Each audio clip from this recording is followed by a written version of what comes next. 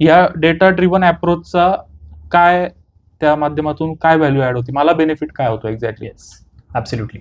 So investment analysis करताना largely speaking, there are two approaches: qualitative and quantitative.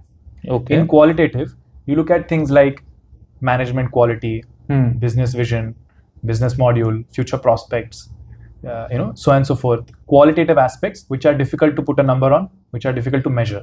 They are And subjective. Subjective. So Yes. माझी view काय आहे मार्केटवरती, हे सगळ्यात जास्त इम्पॉर्टंट आहे क्वालिटेटिव्ह अनालिसिस मध्ये. बरोबर. त्याचे काही फायदे आहेत, काही तोटे आहेत. दुसरा जो अप्रोच आहे क्वांटिटेटिव्ह अनालिसिस, त्यावरती आमचा भर आहे. क्वांटिटेटिव्ह अनालिसिस मध्ये बॅलन्स शीट, कंपनीचे financials, pricing, volume, sentiment data, ज्या डेटा पॉइंट्स वरती तुम्ही फॅक्च्युअल अनालिसिस करू शकता आणि एखादा स्कोर किंवा रँकिंग अशा गोष्टी तयार करू शकता